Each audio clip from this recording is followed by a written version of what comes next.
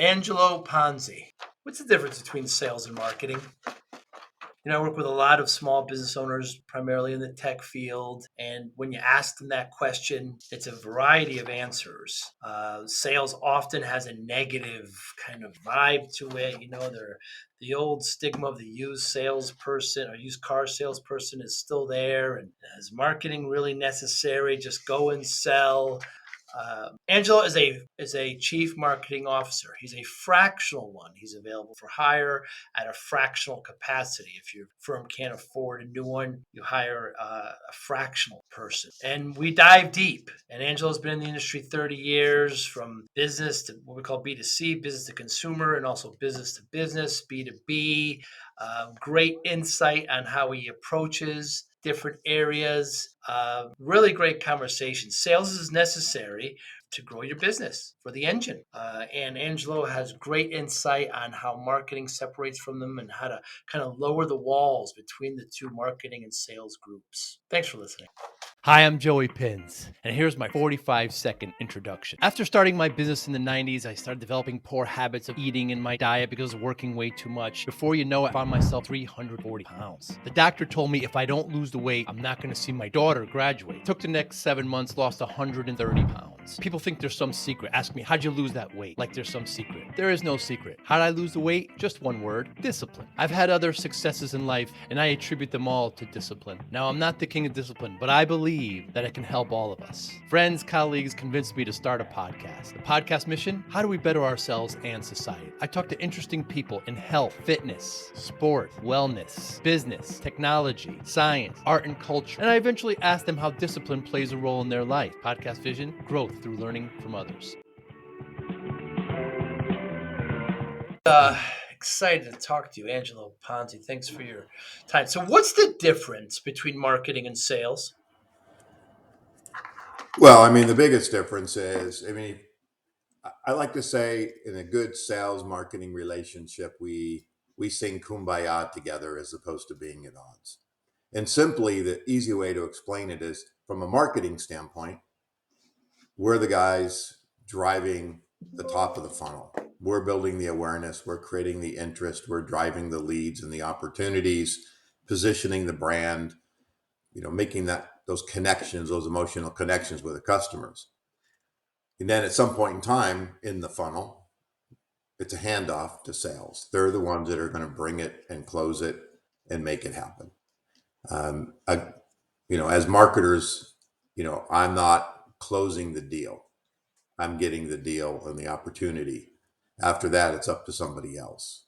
And that's really the way I like to draw the line, because ultimately, we're not in a situation, we're not on the front lines doing the selling, those kinds of things. Now, you go to a consumer situation, right, or e-commerce, where it's really about marketing and driving that. We're responsible for the entire funnel, and hopefully, getting somebody to the website or to the e-commerce site, getting them to make that decision to purchase the product. That becomes really more marketing, with the sales bent, of course, because we have to convince people, change their behaviors, change their motivations. Hey, if you're using, Tide for your entire life, how are you going to switch to Cheer? Right? I need to figure out how to make you want to do that. And that's marketing. That's the research. That's the work. Kind of my foundational work is to help companies better understand the market in which they're competing, about their customers, their prospects, their competition, understanding the behaviors and motivations, and really what drives them, what are their pain points, and then utilizing that information and helping to craft messaging and positioning brands. But the natural clashes that occur, Angelo, is that I have found that salespeople are just foundationally, they pay differently than marketing. It's just not just a different soft skill, but just a completely different kind of attitude and perception and approach. Now, you're right. When it's transactional, there's no salesperson involved, right? In marketing, Right. e-commerce. So how do we lower the walls there between these salespeople that are highly commission based, want to make that sale, and say, hey, marketing isn't giving us good enough leads, and then marketing is saying, hey, we're giving them leads, they're not closing them enough. What happens here when this happens? Yeah, so the kumbaya is always my ideal. Of It course. doesn't always happen that way, and so you again, I when I've worked with sales leaders and even been the sales leader, I mean it's about relationships and getting people to understand and really listening. And you're right, it's all about the money on the sales side, whether it's a strong commission, you're meeting your quotas, and if they don't feel they have again, the nature of the business really kind of depends, but the nature of the business is I need leads, I need somebody to call. For me, it's about how strategic can we be in identifying those correct market segments or customer groups, and making sure that we're communicating in a proper way. But it's also about relationships with the sales team and getting them to understand. I were the company last year in the med tech space.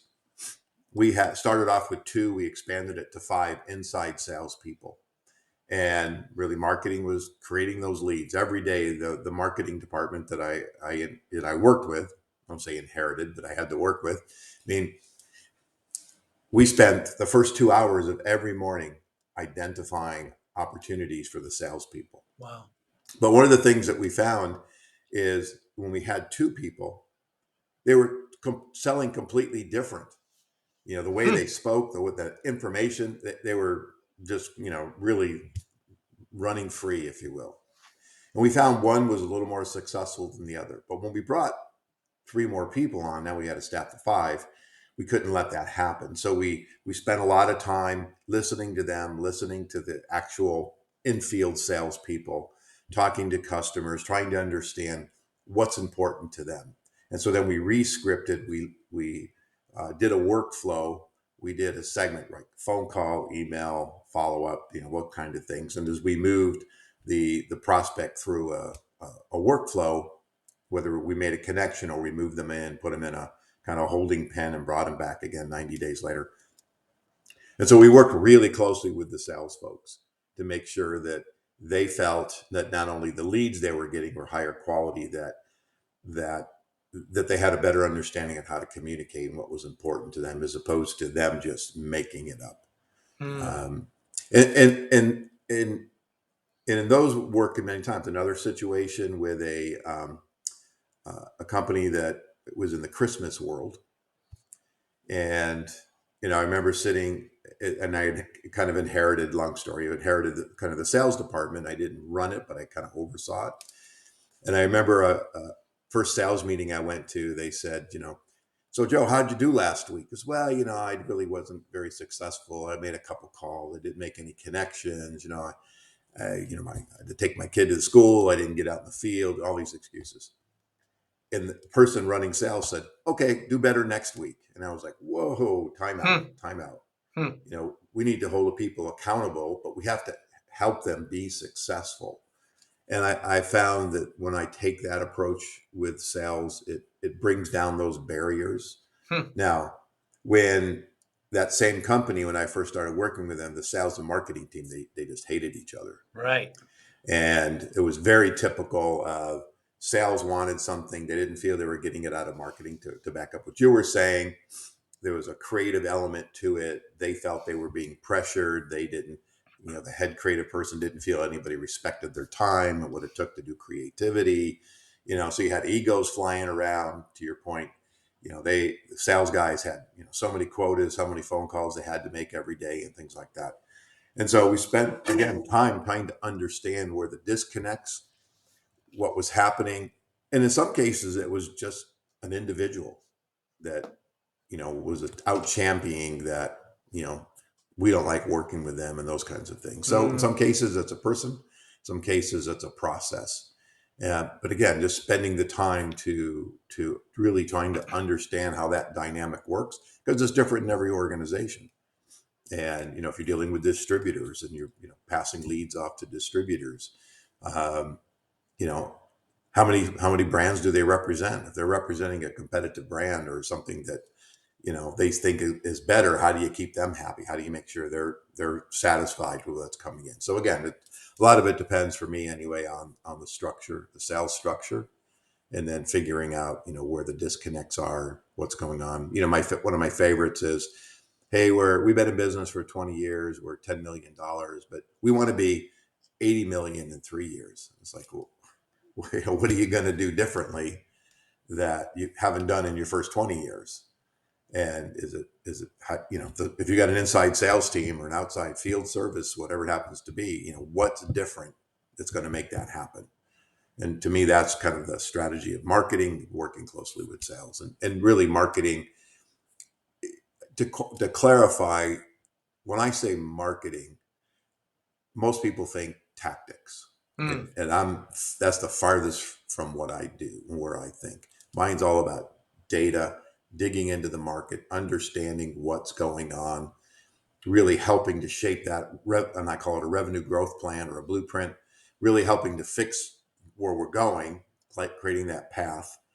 And then there's certainly some transactions and tactical stuff that comes along with that, but that's the tail wagging the dog as far as I'm Mm. concerned. So, those campaigns are only effective if you spent the time doing this.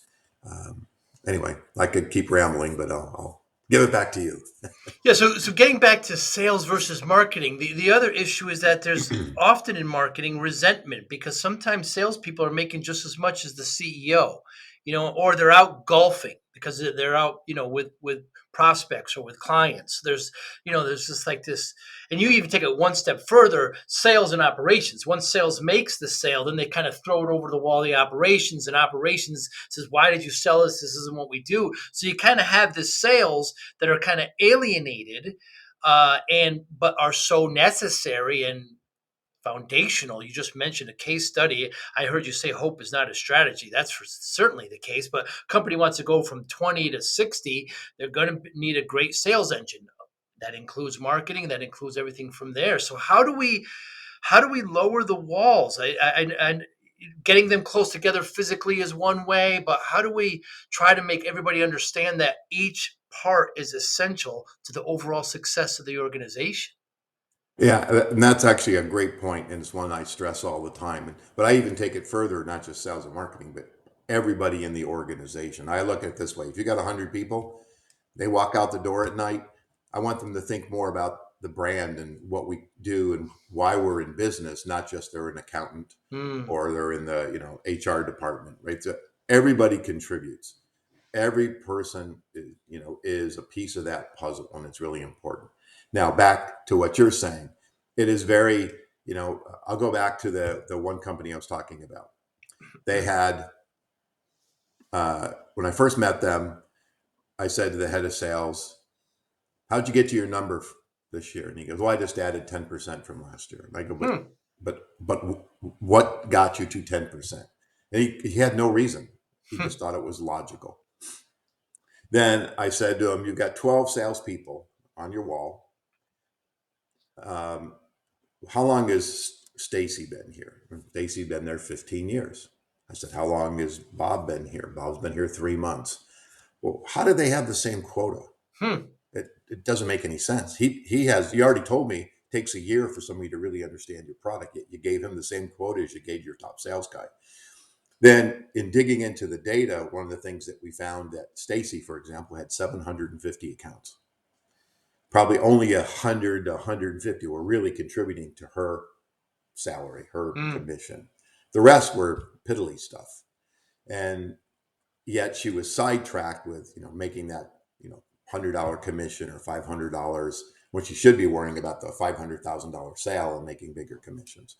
And so we just spent time in digging to the internal dynamics, if you will, but also the numbers. And I've seen it over and over again. When we actually dig internally, we can find out things. Another company, uh, we found that 63% of all their sales came from three companies. So now we got too many eggs in one basket. Hmm. But the real kicker was 80% of all their revenue was controlled by one sales guy. Hmm. So to me, those are just huge red flags. And it wasn't like it happened yesterday, it had been going on. So what I'm about to say is senior leadership, if you will, allowed that to happen. And that guy that controlled 80% was pulling down huge amounts of money. I mean, more than the other There were two major sales guys. He was probably fivefold what the other guy was making. Wow. And he kept quiet. He never really complained too much. I know he complained, but not too much. But the other guy was making more money, frankly, than the entire senior owner, the ownership of the company, probably. And so it just kind of it progressed. Nobody wanted to say anything. Why? Because he was also the top sales guy. He was the one bringing in the leads. And I was like, okay, we're going to reward him. Now all of a sudden it's lopsided. Now all of a sudden we have more internal salespeople that we have to help pay for. Now we're talking about bringing in a third person. How does that get divvied up? And I remember the guy who was a fractional sales guy that we were working together. One of his goals was to try to get that guy's commission reduced, and he met all sorts of resistance because nobody wanted to upset the apple cart. But all that one guy had to do was decide to leave the company, and it was going to fall apart. And so I see that a lot of times working with another manufacturer out of the East Coast 2 years ago, that the commission structure just, it was good but not great. And there was always that, hey, I'm working my butt off, I'm trying to do all these things, and at the end of the day, I'm getting peanuts for my effort. And how do we get this compensation restructured? And the sales leader at the time, who had joined about the same time I did, that was one of his focuses, to try to even it out so people felt incentivized, because that's where the drive was on that commission, where they could make a lot of money. And certainly renewal wasn't one-time deals in these situations. It was renewed business. So they were setting themselves up in essence with a little bit of an annuity if they were successful.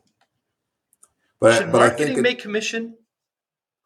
I have never been in that situation. I've been offered and have taken equity in certain things, but I've never.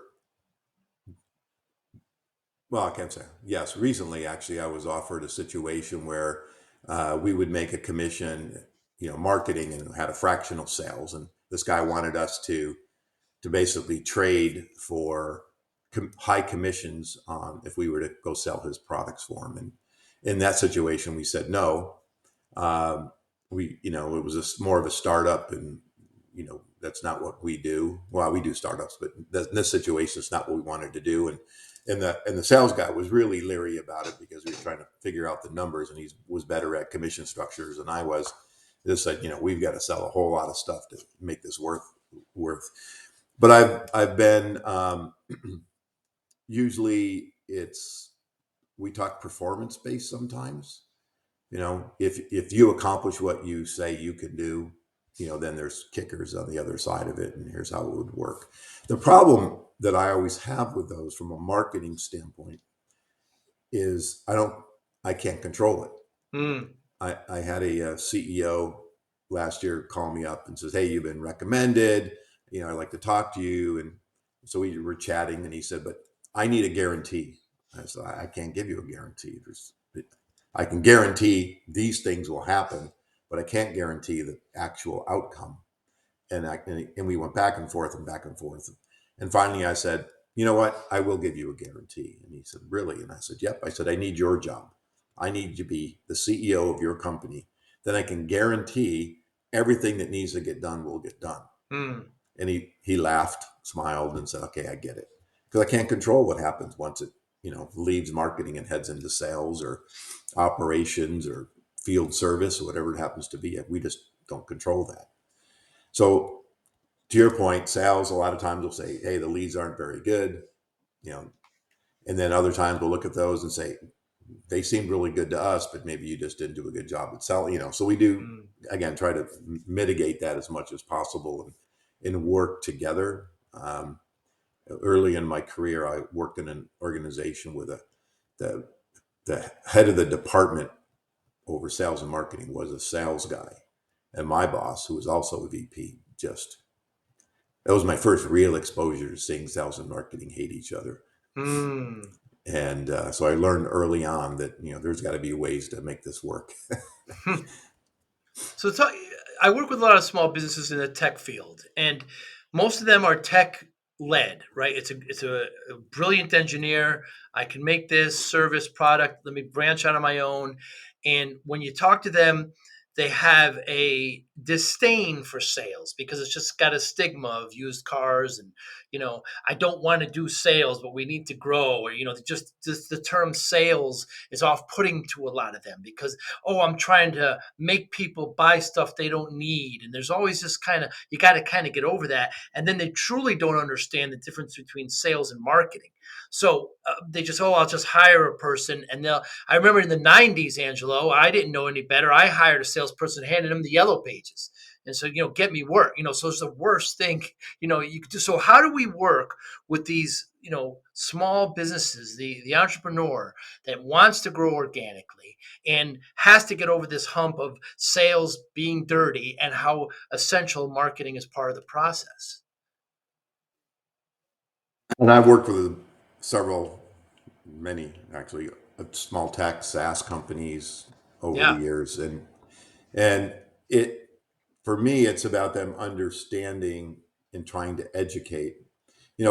Entrepreneurs, we all fall in love with what we sell, right? Mm, It's of course everybody wants it, right? The tech guy.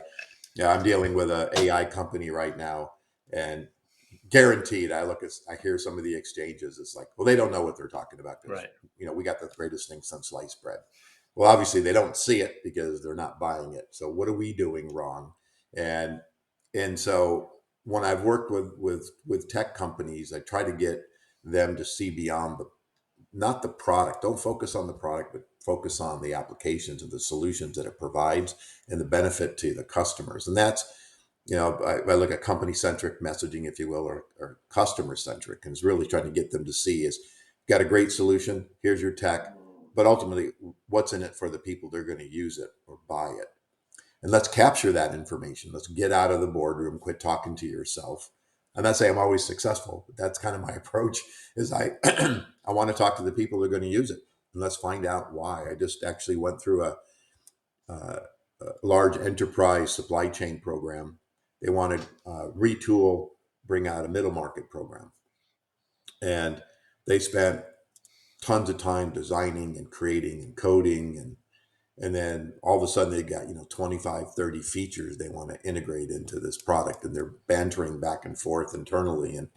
And one of their consultants said, I think we need to get outside, we need to talk to people. And they contacted us, and we did the research for them, and we were able to identify the top 6 features that they needed across 7 verticals Hmm. that they could launch the product with. So now we got them, less time in coding, less, quicker to market, all those kinds of things. And we already were predisposed. I mean, out of the people that we talked to, we already had like 200 of them wanted to see the product when it was ready. But there was a great situation. They're enterprise to middle market, creating a brand new solution, and they, in essence, couldn't get out of their own way because they were used to the enterprise and what they needed. But the CEO finally said, "Yep, let's do this. Let me understand it." I got resistance from some of the tech folks and some of the marketing people. That was like, "Why do we need to hire an outside person?" But to me, it's about getting somebody to realize that you created a great product, great solution, whatever it happens to be. But again, you're not going to be buying it. Let's talk to the people that are going to buy it and really understand from their perspective. So trying to walk them through the customer journey will give the owner perspective. Yeah, simply, yeah. That's to me, they have to understand what those benefits of their solution and why. If I'm, I'm have an iPhone, and I've got a Android guy trying to sell me, you just can't say my phone's better. Mm. You're right. You got to know what's going to happen. What are the benefits that I think that I'm not getting from my Apple that now I want to get from an Android? And oh, by the way, making that conversion is going to hurt. And so I have to understand that. Um, and there's that general resistance. I mean, I remember years ago I was pitching uh, uh, SBC Yahoo DSL, and Phew. there was like, how do we get people to convert to DSL versus all the other stuff that was going on? And so we're pitching them, we're talking to customers, we're doing all this stuff, everything I'm talking about. But when they got to me in the meeting, they said, "This is a great presentation, but have you converted?" And I went, "No." And they go, "Why? You just presented all these cases Hmm. on why people should." And I said, "I'm afraid.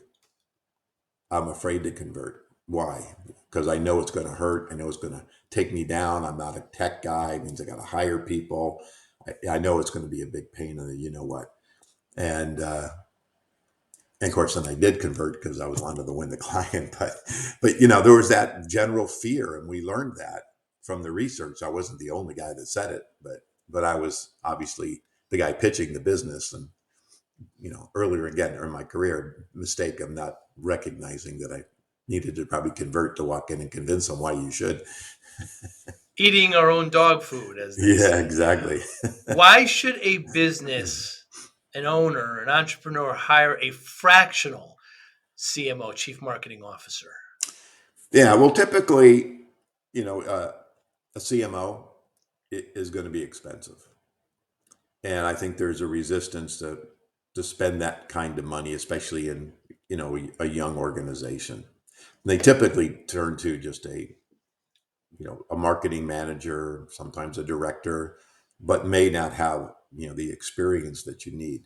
So with people like myself, like 30 plus years of experience, they can get a fraction of my time. They get 30 years, let's say, of experience that they're going to bring to bear on their business. And depending on the cadence, whether it's a day a week, 10 hours a month, whatever it happens to be, based on what we're trying to accomplish, you're getting that senior leadership, again, without the expense and the pain of Hmm. bringing somebody on.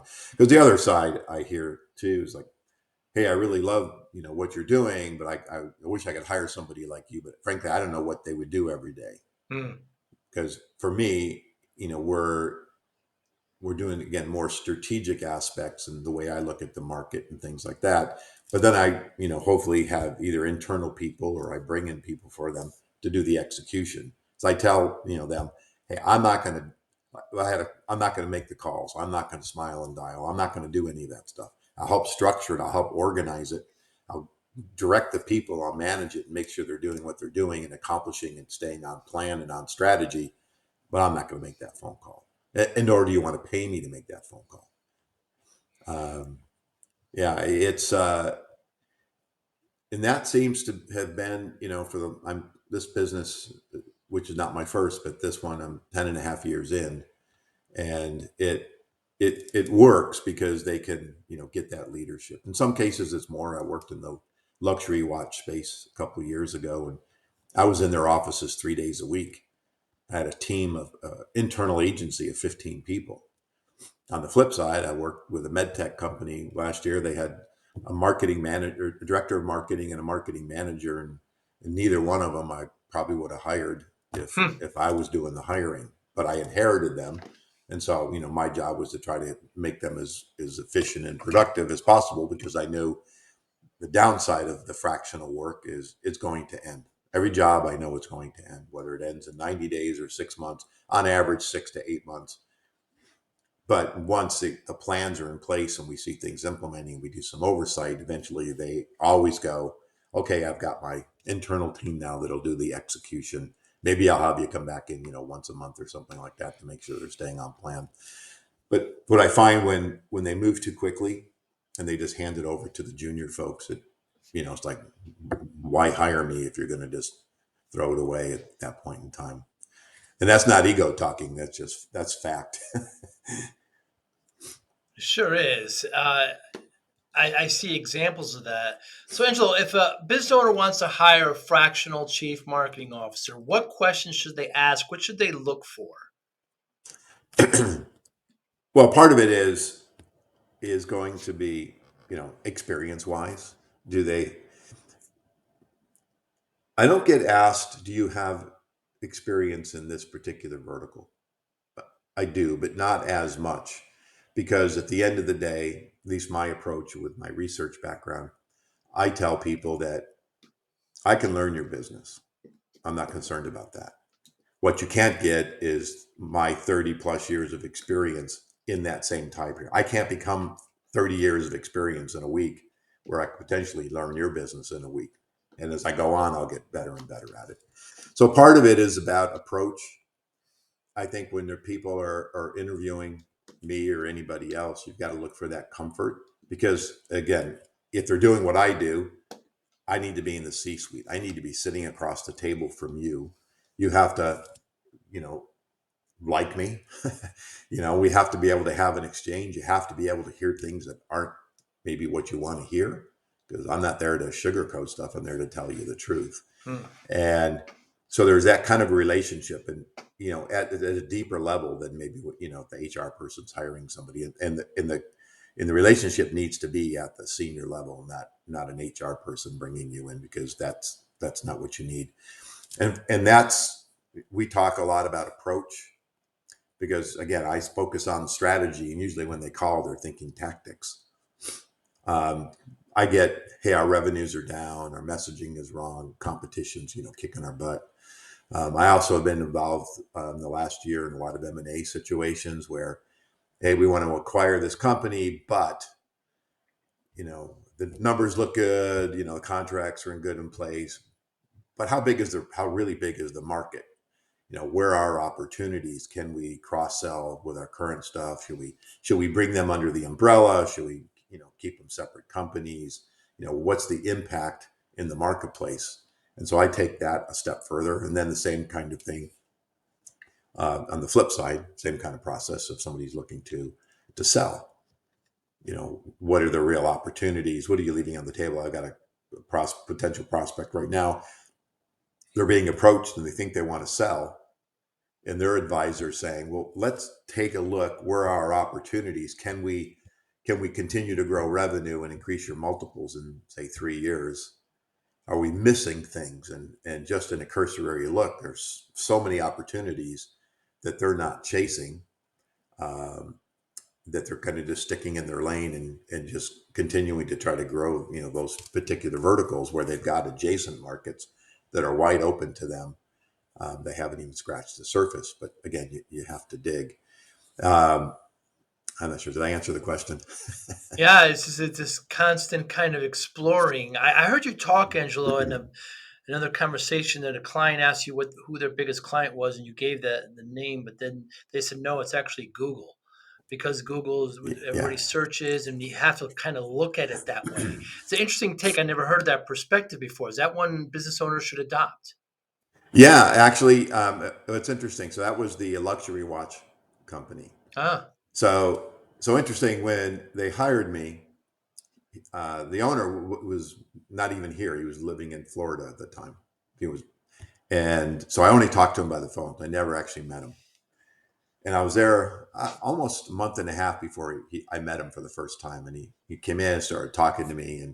And then he said, who do you think our number one customer is? Well, hmm. I'd been there 90 days later or whatever it was, 60 days. And I said, well, it's people with lots of discretionary income. I could buy a watch or I could buy a car. I mean, it's, we're talking big buck stuff. And he goes, no, it's Google. And I was like, Google? And he said, everything we do caters to Google. Why? Hmm.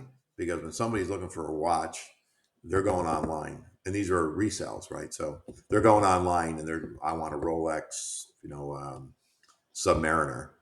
Here's what I'm looking for, and we want to be found. So every blog, everything we do, anything has to be feeding that engine. And like I'm saying that I had a 15-person agency inside, and I think four of them were just devoted to getting the blogs and working every day on noodling with backlinks and all that stuff. And we spent a lot of time and a lot of energy doing that. And I got to see it firsthand. And so when that assignment was over, and I was there about 8 months, uh, I did a presentation, and then I did a blog, and then I wrote, an article, and I did a podcast on it. Google is your number one customer, and I would say this to people in these presentations and they were these CEO groups, and I knew they were looking at me funny when I started. And at the end, they're all going, "Holy crap, you're right," Hmm. because it's important. It is B2B and certainly B2C.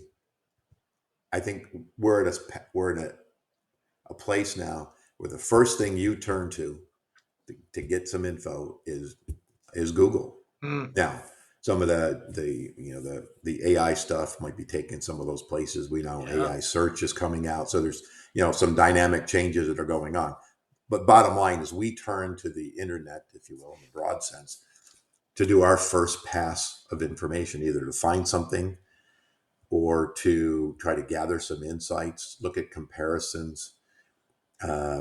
Whether it's software, whether it's phones or stereo equipment, band equipment, whatever it happens to be. That's what we do. We look for opportunities. And now with TikTok and Facebook and Twitter and Instagram, and there's all these different channels that you also are bombarded with ads every day. I question whether they're legit ads all the time, but Mm, the point. And then what do? I go online and try to see if the thing is real or not. But that's so you have to have that presence.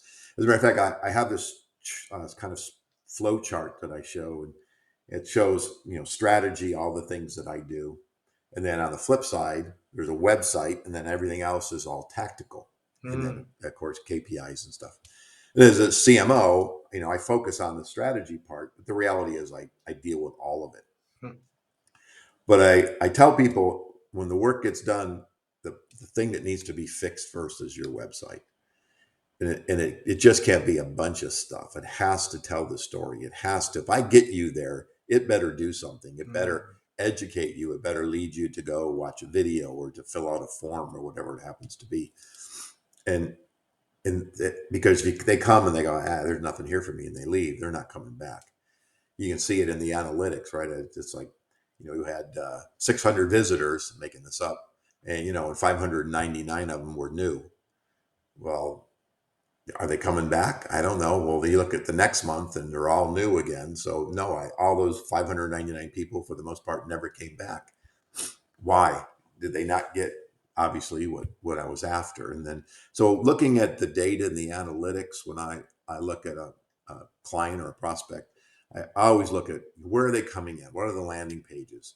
I just did this for a report for a manufacturing company, and let's say out of their top 50 pages, I think 38 of them all came in, landed on their site because of a blog.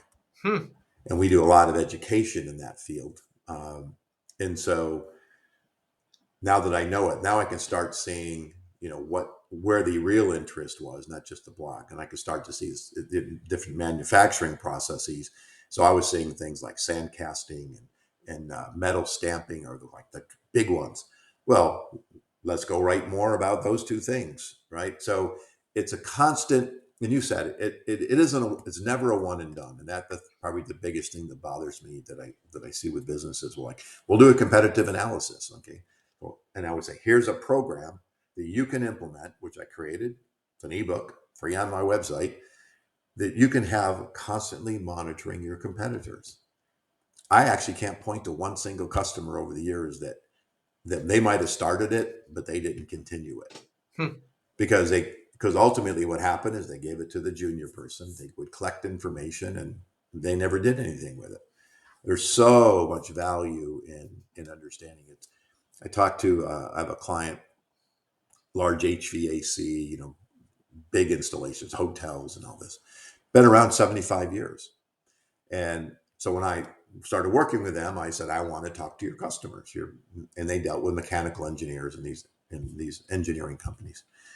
And they go, they love us. You don't have to worry about it. And I said, well, just what's the worst I'm going to find out? Because they love you. hmm. But what if? So I did. I talked to about 20 of them. And what I found out is they truly were loved. However, the majority of the people they dealt with were getting ready to retire. Uh, The engineers in that 30 to 45 range, if you will, 50, didn't particularly like the company anymore. Why? Because they had no environmentally friendly products. They weren't doing the educational things, and that was a hangover or a leftover from COVID. So they weren't really educating again.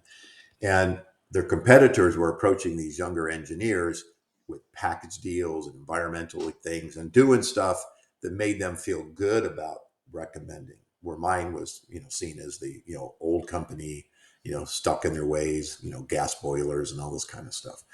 So I said, this are things you have to do. You have to get back to your education because you're in trouble. You won't make it to 80 if half your people retire in the next 5 years. And you have to look at other products. And, that's what we did. We started promoting, environmentally friendly products. They went out and negotiated with new companies, start bringing in stuff that they could now start marketing to a new group. But they wouldn't have found that out. They would have just come and gone. And, one day things would have maybe slacked off and they would have wondered why. And they would find out that, the sales guy found out that, Joe was retiring, but, never really passed it on and nobody did anything about it. So I've had tons of stories like that where it's like, everything's good. And then you find out that it's not. Software company, proprietary software, doing work for them, found out the customers loved Becky. Becky was the customer service person. When there was a problem, she was there.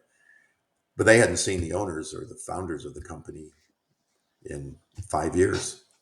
They had no idea that they had created this new foundational software that would save the client money and new prospects money because the company never bothered to tell anybody. And we also found out in that particular case, they were about to lose a couple clients just by talking to them. And so the first recommendation, talk about tactics. First thing I said to them is, let's put them together a new presentation that talks about all the things that you've done and changed, their value and their benefits, and go on a roadshow. Don't do anything else. Just get out there and secure your base. And they did. They did lose one of those two clients, but they got them back 6 months later. Angelo, your last name Ponzi.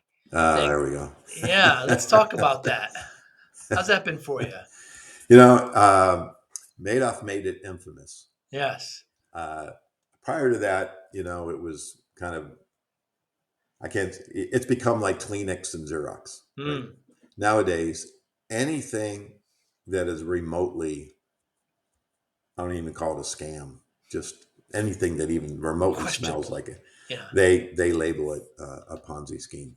And, I was young. I think, I don't know how old I was. And I remember in my hometown, my dad was furious because, big bold letters in the newspaper, probably 70 to 80 point, was Ponzi scheme, swindles, Hollywood stars kind of thing. And my dad never really read it all. All he saw was Ponzi scheme. And he was furious because he was starting to get into politics and they thought, his opponents were targeting him kind of thing.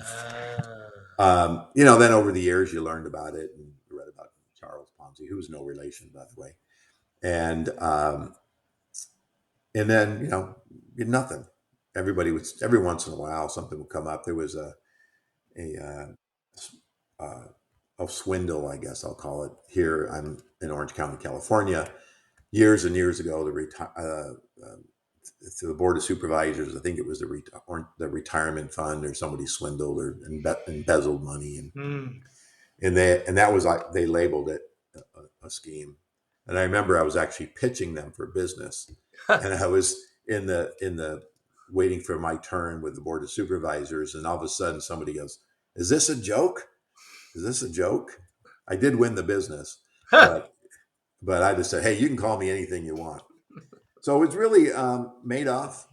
There was a lot of conversation. Even my wife wanted me to change my last name. It was like, I've had this name forever. It'll pass. I don't hear much of it. I do joke sometimes. I belong to a couple networking groups, and one of them happens to have a lot of wealth managers and finance managers and CPAs and all this stuff. So when I go into a new group that people don't know me, I'll stand up and say, "I'm Angelo Ponzi, and I'm a financial planner and wealth manager. And, I'd love for you to send me some of your clients to do business." And then I pause and I wait to see the eyes go up. People are going, "You got to be kidding me with a name like that." And I go, "Just kidding."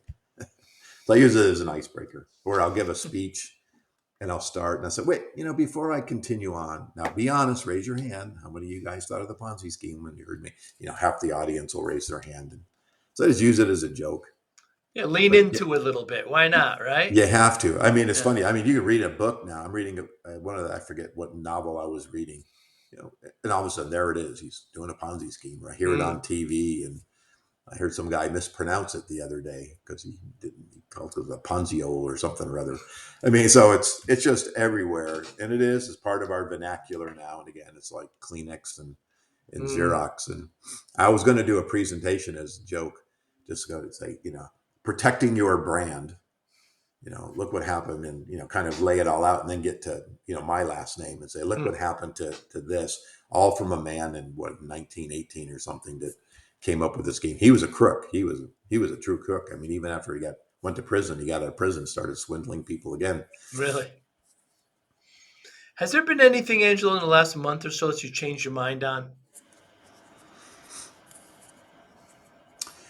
Changed my mind on. I think I think part of it in the last month has been thinking about the coming years and a little more diversification. Like I said, I added kind of this M&A work to my portfolio because I was doing that work and it was like, oh my God, this potentially is an opportunity. So I think for me, I'm looking at kind of breaking up my services into more different lanes. Like I'm not usually coaching and advising, but because I've done a lot of that actually just for free. People, hey, can you help this guy out? And they realize I'm coaching. Thought, well, maybe I could make that, an avenue to have a client or two, and just kind of get away from the, all the eggs in that one strategic basket, if you will. But I absolutely refuse to go, and I go kicking and screaming to start becoming an agency. I can't throw a rock without hitting a digital marketing firm, and I Mm, don't want to be them. I can work with them, but I don't want to be that again. And I've built and sold an agency before, and spent a lot of time in the agency business, and I have no desire for that again. Um, but what I do a lot, I do some mentoring at some of the universities. I want to do more of that. I like giving back to the kids. Um, I actually I taught at UCI for a while. I almost had a new teaching position, and then COVID hit, and then we all got sidetracked, and I never sure followed did. up, and so I lost that opportunity. But that's gonna. I've changed my mind about doing stuff like that, and want to add that to something that I do because again, I enjoy those. I do it some annual things, but I like to do it on more of a consistent basis. Mm, And then I get involved in a lot of organizations, and that kind of give back. You can't. People have to know who you are and what you stand for, right? Part of it is like, I can stand there and somebody else can talk about it, competitive analysis, and I can talk about a competitive analysis. It depends on how we position it, but my goal is to get people to know, like, and trust me, and to, to make sure that happens. And you can't do that being isolated. And so I personally have networked more in the last 5 years than I did in the first 30 years. wow.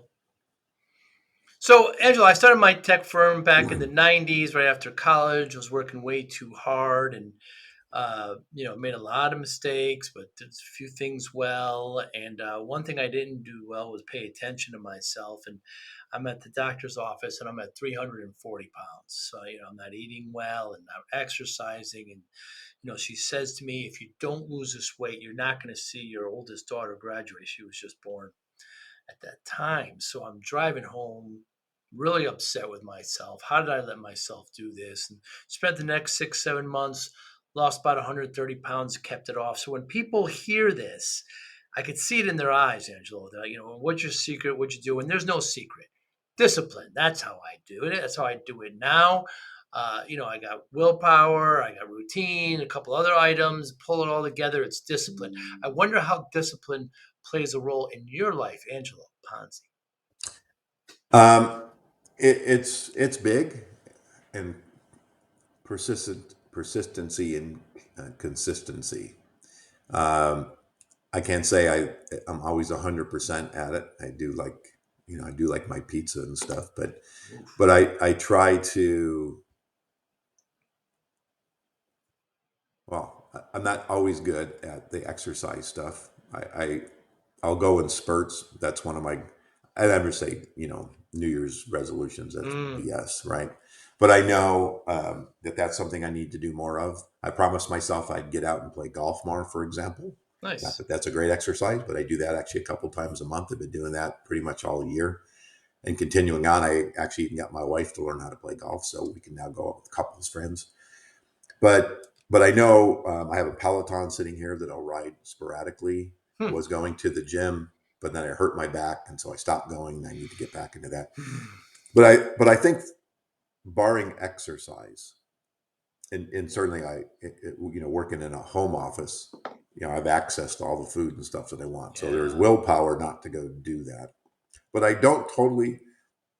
I decided a long time ago that I don't want to get myself so worked up that if I, feel like I want a piece of chocolate or something, again, not you're doing all the time, but I want to do it. I want to take the Hmm. craving away, the desire. My personality, I'll like spin until it's like I got to go out to eat a whole pizza. Well, I don't want to do that. Hmm. And so I try to give myself opportunities to have some of those things that I don't normally eat. Like I don't eat any fast food. I don't drink any sodas. I have a steak maybe once a month. A lot of chicken, a lot of salads. Cottage cheese, fruit for breakfast. Sometimes just coffee. Lunches are kind of depends. I'm on this vegetable soup kick. So every week I eat at least every day. Actually, I have at least one bowl, if not two bowls of vegetable soup, and that becomes either my lunch or my dinner. Nice. Just trying to cut back on that.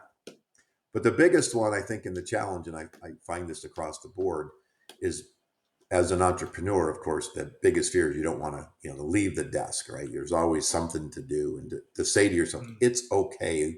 The world will not fall apart if you're not sitting there. If I can't find a client, that's what they're doing. I got a client that loves to spend time out in the desert and relax, and half the time I can't find them.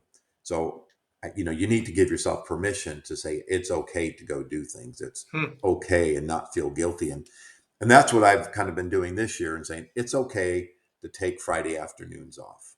Then that's kind of somewhat morphed into not today, but if I can, it morphs into more of a full Friday. And then sometimes I'll take Monday mornings off so I don't feel that I got that 8 o'clock in the morning meeting kind of stuff. And so giving myself permission to not have to work on the weekend.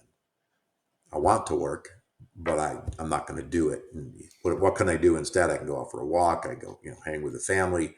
I'm a musician. I go play some music. And so just really defining that it's okay to enjoy life. I sometimes I'm kind of starting on the other side of the bell curve.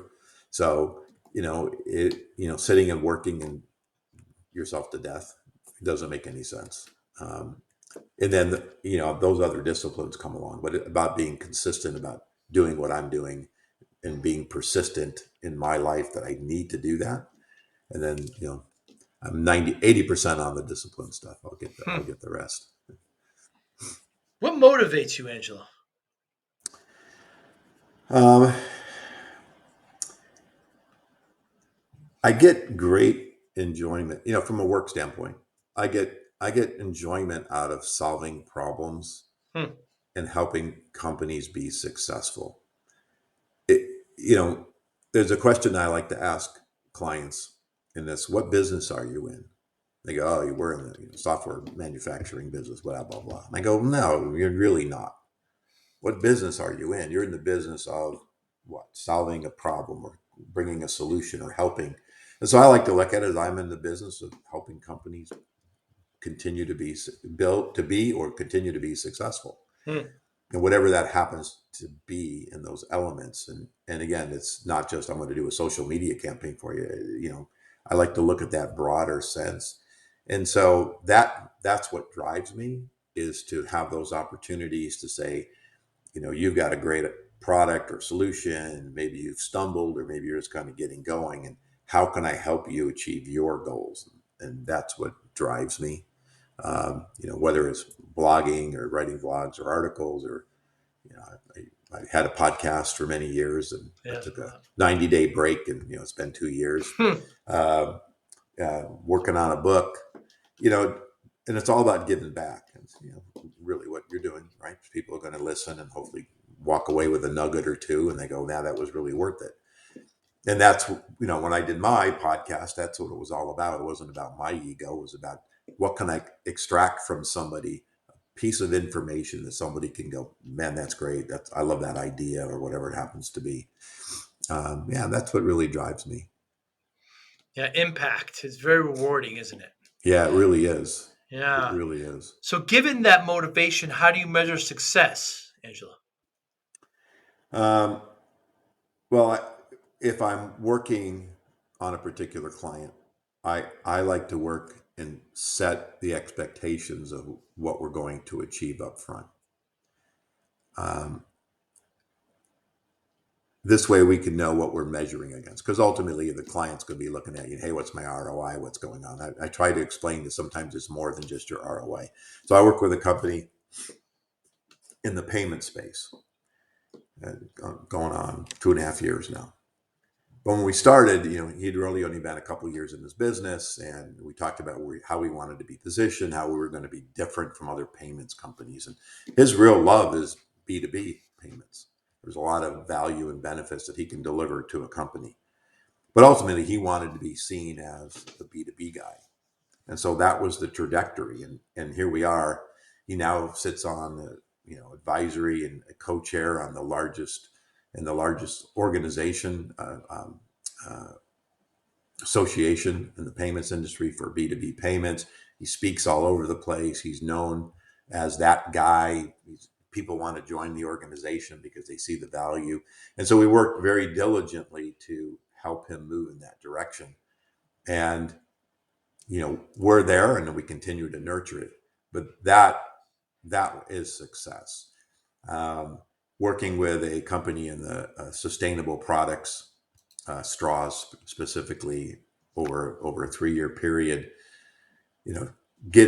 understanding where all the bands are in the country, understand the state, city, county bans. They're all different.